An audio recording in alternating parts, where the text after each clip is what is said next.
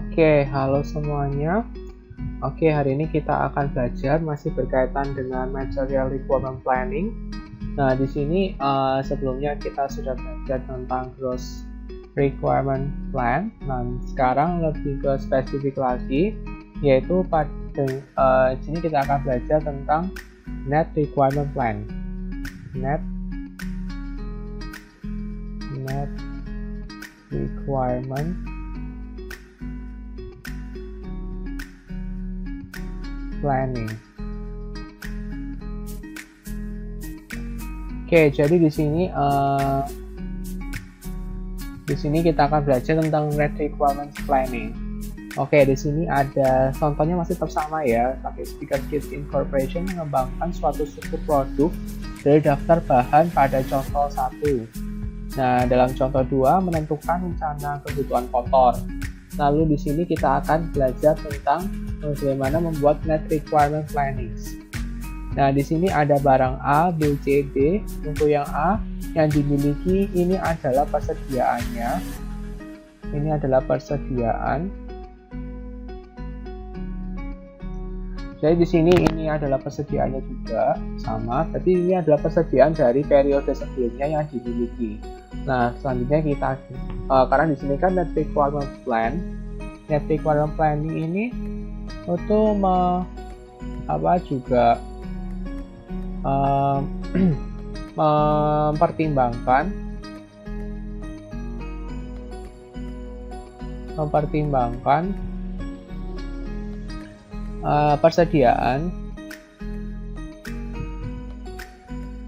persediaan dari periode sebelumnya. Kalau misalnya tadi kan kalau gross itu hanya benar-benar murni dari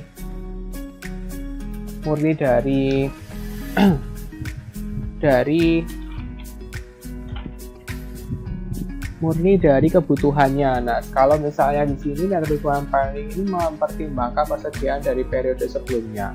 Oke, langsung saja kita masuk ke cara pengerjaannya. Di sini ada caranya. Di sini kalau misalnya kita lihat kebutuhan kotor untuk yang ini adalah yang A ya. Ini adalah A, ini B, ini C, terus ini E, F, lalu ini D. Ini disesuaikan dengan yang sebelumnya ya, yang kalau misalnya tadi ya berkaitan dengan waktu-waktu itu. Nah, di sini kalau kita lihat untuk waktu tunggunya ini adalah 1, ini 2, ini 1, mungkin nggak kelihatan ya, 2, 3, F itu 3, lalu ini 1, ini 2. Lalu untuk persediaan yang dimiliki di sini 10, ini 15, 20, 10, 5, 10 dan 0. Oke, di sini untuk kode level rendah itu tadi yang pada strukturnya. Nah, selanjutnya di sini kita mulai dari kebutuhan kotor. Untuk A, kebutuhan kotornya itu adalah 50 dan di minggu ke-8. Jadi di sini untuk A ini diprediksi akan selesai dalam 8 minggu dengan kebutuhannya adalah 50. Nah, selanjutnya di sini kalau berdasarkan dari tabel ini, A yang dimiliki ini adalah 10. Berarti ini persediaan pada periode sebelumnya ini adalah 10 unit. Ini ya yang di sini juga kalau misalnya kita lihat 10. Nah, persediaan ini akan digunakan di sini akan mengurangi pada kebutuhan kotornya. Jadi di sini untuk kebutuhan ini adalah kebutuhan kotornya 50, lalu proyek di tangan ini adalah dari yang dimiliki ini ya.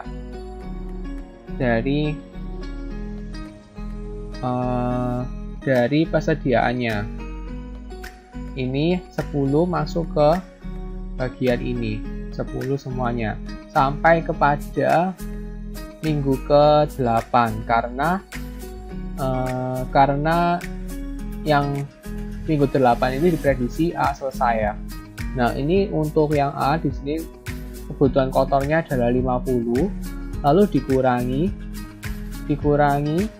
dengan 10, 50 kurangi 10, maka hasilnya adalah 40. Nah, ini adalah menjadi kebutuhan bersih di minggu ke-8. Kebutuhan bersih. Nah, ini adalah 40. Nah, untuk perencanaan penerima pesanan ini pasti disamakan dengan atasnya, yaitu kebutuhan bersihnya. Nah, untuk kalau perilisan perencanaan pesanan itu dilihat dari waktu tunggu.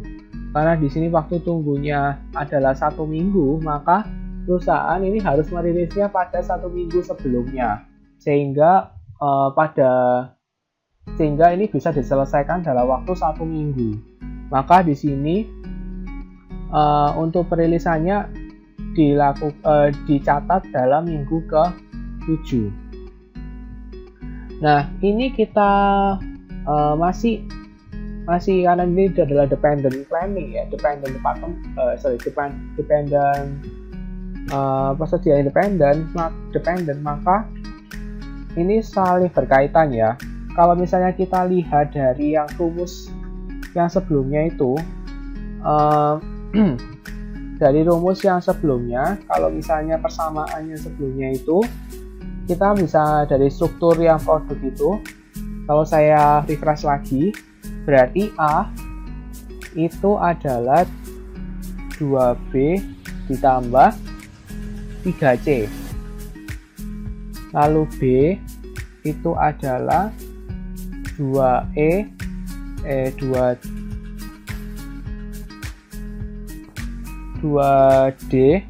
ditambah 2E.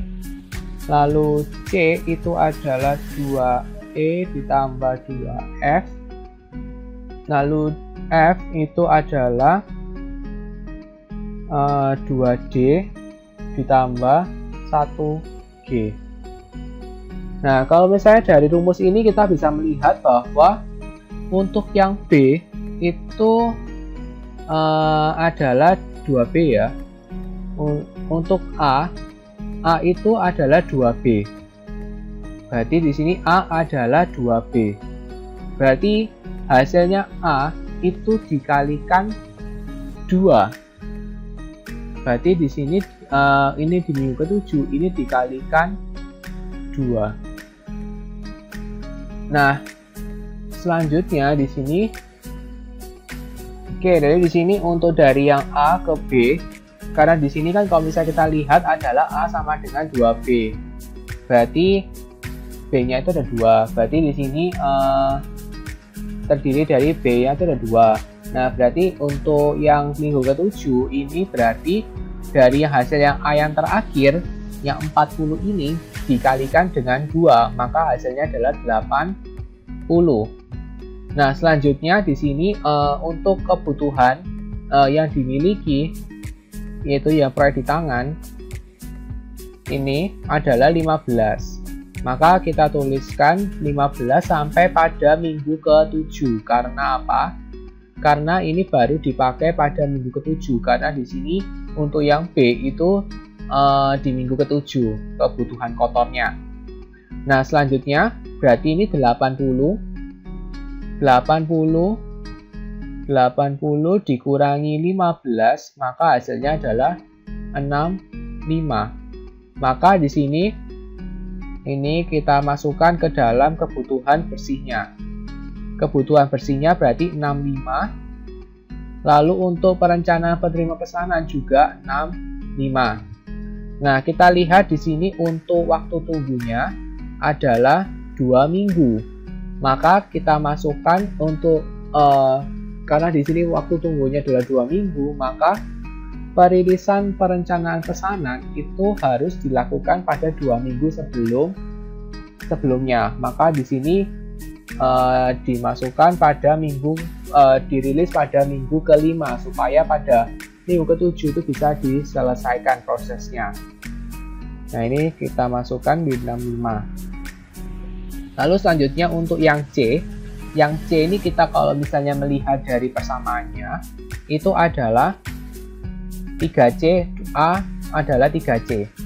Berarti ini untuk yang 2B, B-nya ada 2, C-nya ada 3. Maka ini hasil dari 40-nya ini kita kalikan dengan kali 3. Maka hasilnya adalah 120. 40 kali 3 ya. 40 kali 3. Maka hasilnya adalah 120. Nah, untuk 120 ini untuk yang C ini juga di minggu ke-7 ya, karena bersamaan dengan B. Nah, di sini untuk kalau misalnya kita melihat dari persediaannya atau yang dimilikinya itu adalah 20 dan masuk ke bagian sini. Lalu selanjutnya ini dituliskan 20 sampai minggu ke-7. Lalu selanjutnya di sini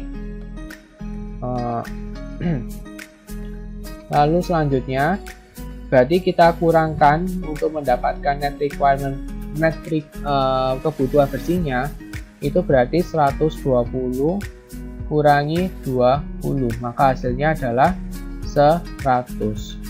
Oke, selanjutnya di sini kita masukkan ke net kebutuhan bersihnya. Berarti di sini adalah 100. Lalu perencanaannya juga sama pasti yaitu 100. Dan di sini kita lihat waktu tunggunya adalah 1 minggu. Berarti di sini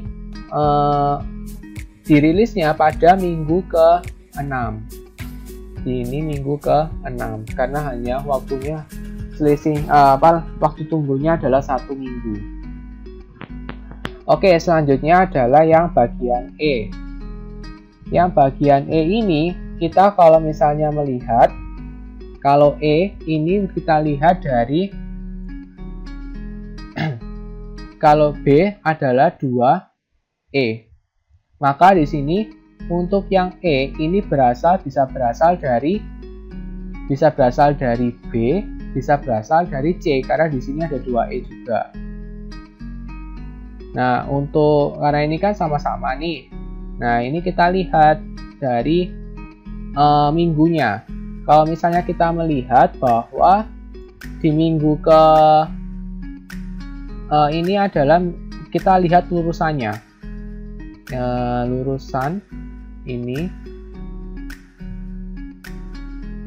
kita lihat urusannya. Nah, ini lalu yang ini minggu ke-6.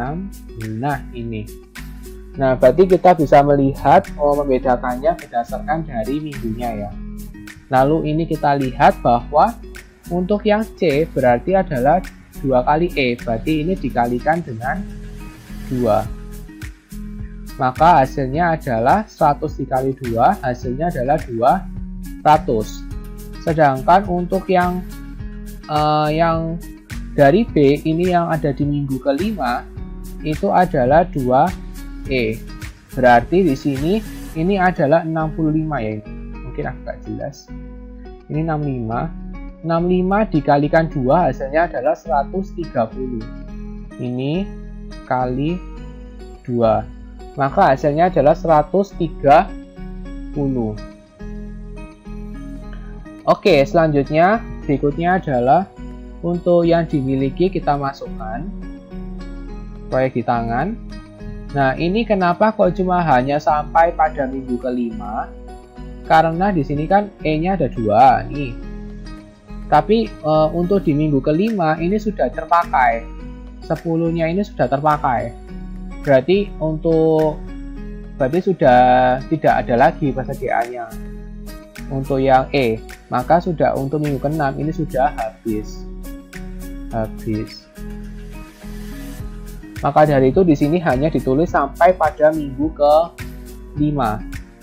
Nah, untuk selanjutnya untuk kebutuhan bersihnya berarti 200, yang ini 200 dikalikan 200 kan 200 kali 0 dikurangi 0, 200 kurangi 0. Maka hasilnya adalah 200. sedangkan yang ini 130 kurangi 10, maka hasilnya adalah 120. Nah ini kalau misalnya kita lihat pada waktu tunggunya adalah 2 minggu, berarti ini dirilis 2 minggu sebelumnya, supaya pada minggu untuk yang dari C pada minggu ke-6 ini sudah selesai, lalu untuk yang dari B minggu ke-5 sudah selesai. Berarti untuk yang dari C ini kita masukkan dirilisnya pada minggu ke-4. Lalu untuk yang dari B ini akan dirilisnya di minggu ke-3. Oke, selanjutnya untuk yang F. Jadi untuk yang F ini kalau misalnya kita lihat itu F adalah 2F terdiri dari C. C di sini kalau misalnya kita lihat di sini persamaannya F berasal dari C. C berarti sama dengan 2F ya, berarti dikalikan 2 dari F-nya. Oke, untuk yang F ini kita lihat di sini berarti C sama dengan 2F ya, berarti ini dari C ya. Nah, ini kalau misalnya kita lihat di sini ini adalah yang C 100. Lalu ini kalau misalnya kita lihat di sini adalah 2F. 2F berarti ini C-nya dikalikan 2. Ini C-nya dikalikan 2. Maka di sini hasilnya adalah 200. Lalu selanjutnya kita lihat lagi di sini untuk yang dimilikinya, masukkan ke proyek di tangan. Maka ini sampai pada minggu ke-7 ya, minggu ke-6. Dikurangi dengan 5, berarti ini 200 kurangi 5, maka hasilnya adalah 195. Ini adalah 195. Lalu untuk kebutuhan bersihnya adalah 195. Lalu untuk perencanaan penerima pesanan juga pasti sama, yaitu 195. Dan ini kita lihat di sini untuk waktu tunggunya adalah 3 minggu. Maka di sini sebelum minggu ke-6 berarti 3 minggu sebelumnya adalah di minggu ke-3. Dirilisnya di minggu ke-3. Oke, selanjutnya ya adalah D. D ini terdiri dari 2. D ini bisa melalui B, bisa untuk F. Jadi di sini kalau misalnya B ini dikalikan dengan 2, sedangkan untuk F juga dikalikan dengan 2.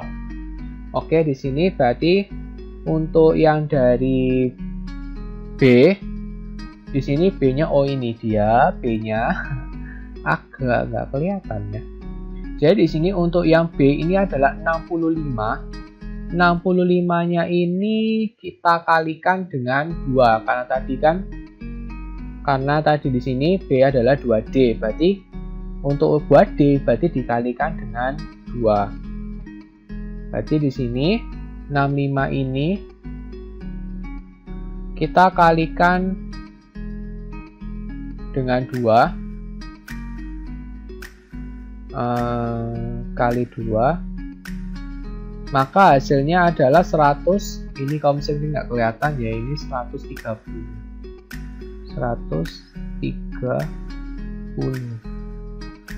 Terus yang ini 309. Lalu selanjutnya untuk yang dari F ini untuk yang buat F ini adalah 2D. Ini adalah 2D. Maka dari yang F yang ini maka kita kalikan 2. Ini kalikan kali 2. Maka di sini hasilnya adalah 390.